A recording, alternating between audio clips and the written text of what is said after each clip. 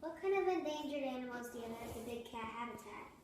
Well, we have all kinds of different animals at the big cat habitat, but we have a few species that are endangered or highly endangered. We have the ringtail lemurs, and then we have a military macaw, which is also really, really endangered as well. And the idea with the animals at the habitat is they're all from captivity. None of them came from the wild. But since they're already here, they can be ambassadors for their wild counterparts. So that's why we have field trips and school groups that come out and they do tours and we tell them all about the animals. They can learn about them and they can see what they can do to try to help them in the wild. Because that's our hope, that some of the kids that leave our place will end up being zoologists or veterinarians or anything to do with helping animals, because animals all over the world need help. And tigers are some of the most endangered animals too on our planet, with less than 4,000 tigers in the wild left. So they are a pretty critically endangered animal. And I think that just researching about tigers and just visiting places that are doing really good things for big cats, like in the wild, is really good. And we've just learned from our own country, because remember, tigers don't live here naturally. They're not in the wild here. They come from India. But we've learned in our country how important apex predators are, because that's what they are.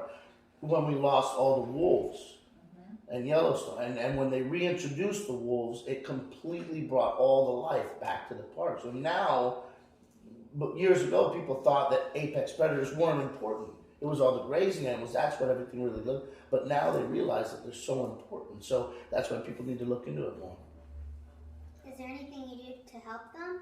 We just help them. We try to bring up awareness. Right now, we're trying to work on projects to help with the Florida panther, because most people don't realize, but that is our big cat. That's our lion or our tiger.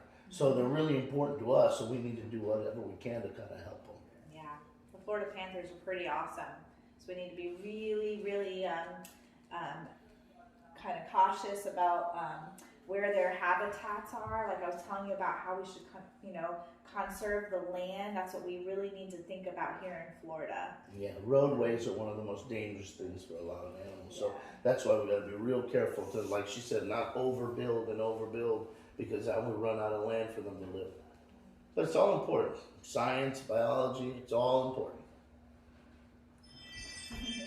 How about we talk about Stella first? Okay, so this is Stella, and she is a two-toed sloth, and specifically she's a Lineaceous two-toed sloth.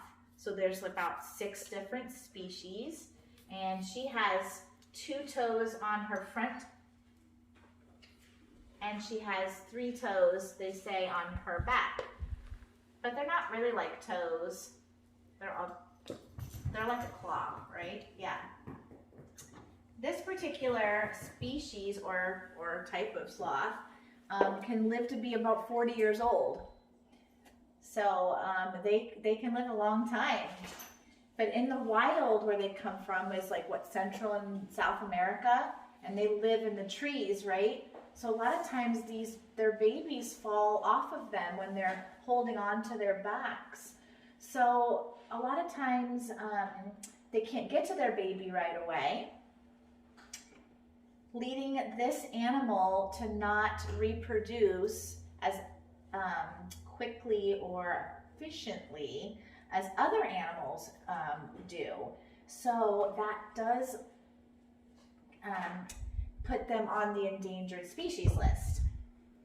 So even the 3 toads are even more endangered, which is a little bit smaller than this particular species, and they are actually not doing as well. They were actually segregated off on an island, those 3 toads. So there's all kinds of cool information out there about sloths. We really love ours. She's 4 years old, so we have a lot of years to go with Stella. Yeah. How do we make sure they don't go extinct? So we can make sure that we're in the wild, we can make sure that we're preserving their habitat so that they have a place to roam and a place that's free of people who may be driving cars or building roads in their habitat. Sometimes these animals get used to their environment and they travel in the same trees all the time. Well, what happens when a neighborhood is developed? Sometimes when that sloth decides to go into that area, it's no longer there. So I think a big part of this is conservation and knowing if we can if we can save the land that they live in, then you can actually save more than just sloths. You can save all the animals that live in that area when you save the land. I think that's a huge part of a big step. Okay, so my name is Danielle Rozier, and this is... I'm Clayton Rozier, and we're from Big Cat Habitat and Gulf Coast Sanctuary in Sarasota, Florida. Thank you for the interview. No problem. You're very welcome.